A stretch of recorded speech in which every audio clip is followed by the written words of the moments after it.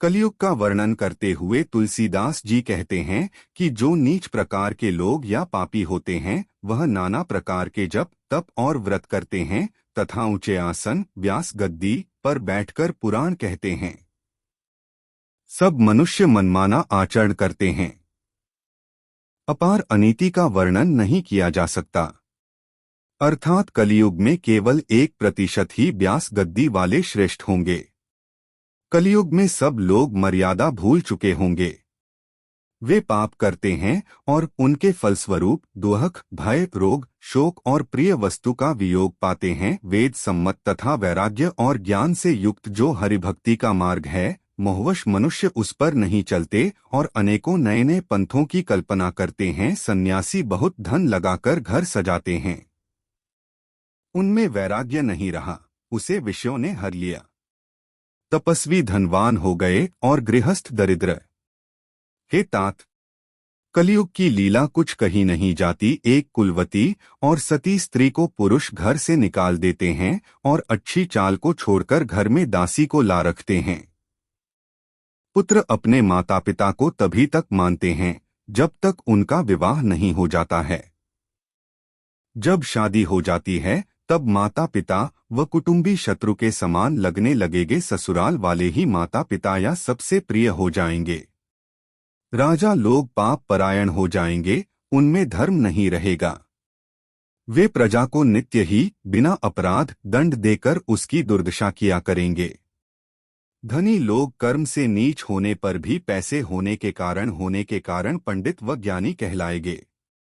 ब्राह्मणों का चिन्ह जनेऊ मात्र रह जाएगा और नंगे बदन रहना तपस्वी का। जो वेदों और पुराणों को नहीं मानते कलयुग में वे ही हरिभक्त और सच्चे संत कहलाते हैं। कवियों के तो झुंड हो गए पर दुनिया में उदार कवियों को कलयुग में कोई नहीं सुनेगा। गुण में दोष लगाने वाले बहुत होंगे परंतु कोई व्यक्ति गुणी नहीं होगा। कलयुग में बार बार अकाल पड़ते रहेंगे। अन्न के बिना सब लोग दुखी होकर मरेंगे। कलयुगी मनुष्यों सुनिए, कलयुग में कपट हठ दंभ द्वेष पाखंड मान मोह और काम आदि अर्थात काम क्रोध और लोभ और मद ब्रह्मांड भर में व्याप्त हो जाएगा। मनुष्य जब तप यज्ञ व्रत और दान आदि धर्म तामसी भाव से करने लगे।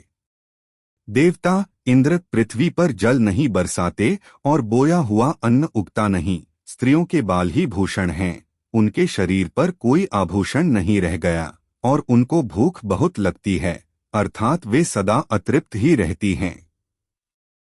वे धनहीन और बहुत प्रकार की ममता होने के कारण दुखी रहेंगी। वे मूर्ख सुख चाहती हैं पर धर्म में उनका प्रेम नहीं है।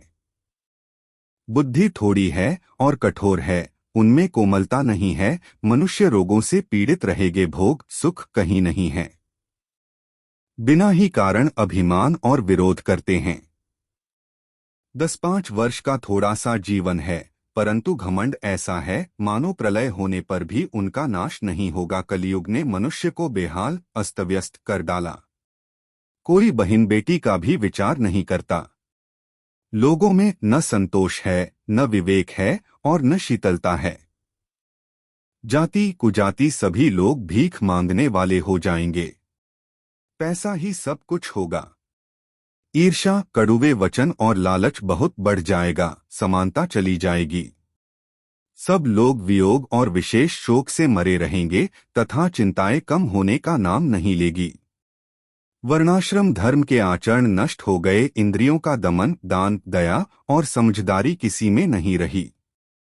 मूर्खता और दूसरों को ठगना यह बहुत अधिक बढ़ जाएगा। स्त्री पुरुष सभी शरीर के ही पालन पोषण में लगे रहते हैं। चुगलखोरों का ही बोलबाला होगा, सत्य बोलने वाले की कोई कदर नहीं करेगा। कलयुग पाप और अवगुणों का घर है किंतु कलयुग में एक गुण भी बड़ा है कि उसमें बिना ही परिश्रम भवबंधन से छुटकारा मिल जाता है। सत्ययुग त्रेता और द्वापर में जो गति पूजा यज्ञ और योग से प्राप्त होती है वही गति कलयुग में लोग केवल भगवान के नाम से पा जाते हैं। सत्ययुग में सब योगी और विज्ञानी होते हैं। हरि का ध्यान करके सब प्राणी भवसागर से तर जाते हैं। त्रेता में मनुष्य अनेक प्रकार के यज्ञ करते हैं और सब कर्मों को प्रभु को समर्पण करके भवसागर से पार हो जाते हैं। द्वापर में श्री रघुनाथ जी के चरणों की पूजा करके मनुष्य संसार से तर जाते हैं, दूसरा कोई उपाय नहीं है। और कलयुग में तो केवल श्री हरि की गुणगाथाओं का गान करने से ही मनुष्य भवसागर की थाह पा जाते हैं। कलयुग में न तो योग और यज्ञ है और न ज्ञान ही है। श्री राम जी का गुणगान ही एकमात्र आधार है।